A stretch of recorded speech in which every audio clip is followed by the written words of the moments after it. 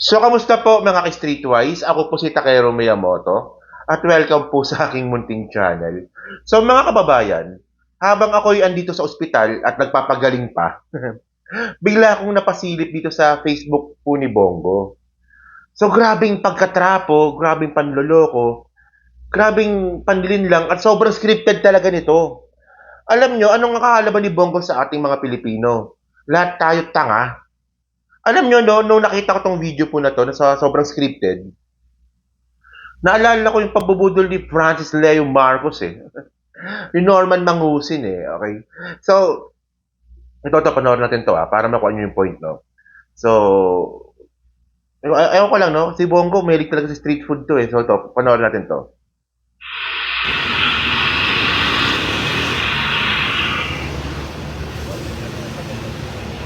Ah, doon pa lang, patuloy mo natin. Doon pa lang mga kababayan, obvious mo na scripted. Kasi in the first place, si Bongo dumating po sa isang mama na nagtitinda ng siomay. Karton siomay nga to, di ba? Nang nakamotor. Tapos may video nakaabang dun sa mismong tender ng siomay. Isipin nyo lang mga streetways yung scenario po na yun kung paano na-set up yung pagkakataon na yun. May camera, may siomay, si Bongo paparating. Oh. Okay lang sana kung ano eh. Kung baka sabihin na naman dito ng mga bobang mga DDS, ito kayo hindi naman scripted yan. Eh baka may nakaabang ng video dyan. Nagkataon lang. Eh, ang problema dito, ito po yung nangyari po sa Facebook account ni Bongo ng live. Live ito sa Facebook account ni Bongo. So, ibig sabihin nun, scripted to. So, ngayon, baka sabihin nyo na naman ng mga DDS kasi mga bobo yan eh. Ito kayo, ano ngayon kung scripted? Puta tanga-tanga ka. Kung sa tingin mo, walang masama dito. Kasi ang ibig sabihin nito, panloloko po ito mga kababayan. Alam nyo, walang problema sana yung ganyang klaseng video kung ang nag-video sana o yung kumuha ng video, ibang tao. Ang problema kasi, Facebook account mismo ni Bongo. Staff niya kumuha nito. So, merong setup, may pag-uutos para lokohin yung mga tao. Alam nyo, dapat po mga kababayan, no, sa tagal na po natin na bumuboto po tuwing eleksyon, dapat graduate na po tayo sa ganitong klaseng mga mga pautot ng mga politiko eh. Pero, hindi pa rin eh. Hanggang ngayon, ginagawa to ni Bongo sa sarili niya kasi may naloloko pa. And by the way, itong malupit dito. Continue muna natin para makuha ko yung point natin, no? Sige.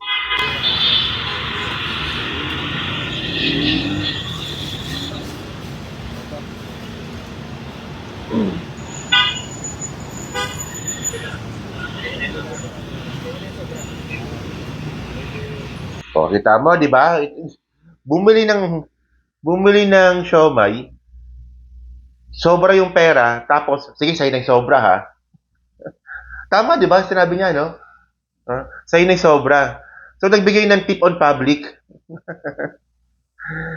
Tanga na, grabe yung pagkatrapo ni Bongo.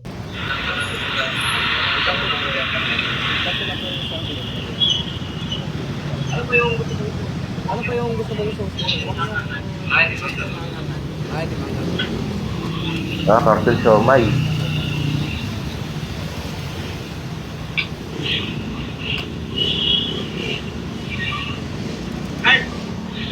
Ay, kasi. Ito, abot ko na lang. Hindi po lang yan.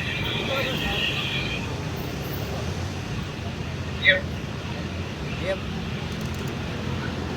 May chili garlic po ba? May chili garlic po ba? May kumangang na po.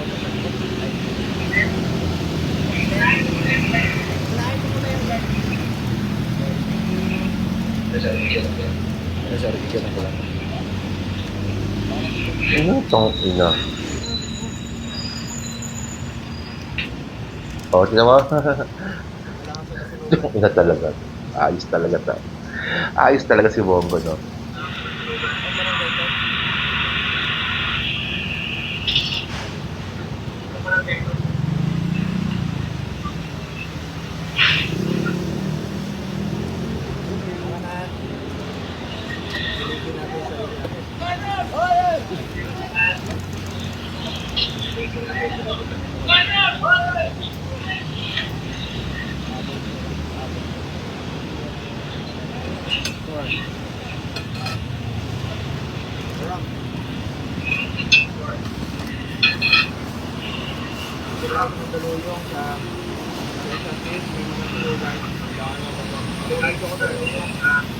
Shut up ka.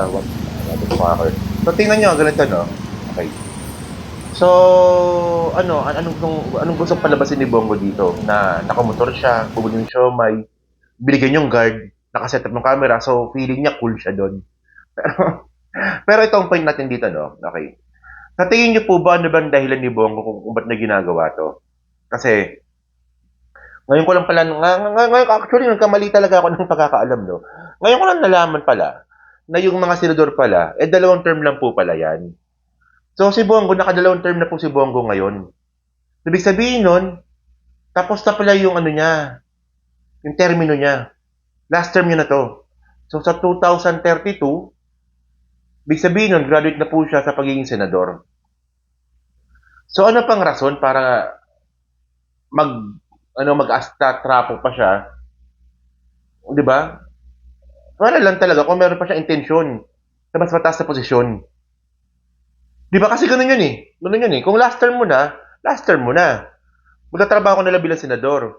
Pero kung binibuild up mo pa rin yung sarili mo, no, ibig sabihin nun, kung last term mo na bilang senador at binibuild up mo pa rin yung sarili mo, meron ka pa rin intensyon sa mas mataas na posisyon.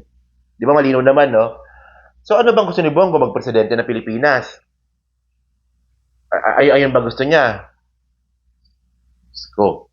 And by the way, mga babae, no, alam nyo, no, imbis mo na ganyan yung gawin ni Bongo, well, siguro may ibang mga DDS na maloloko niya sa ganyan-ganyang style niya.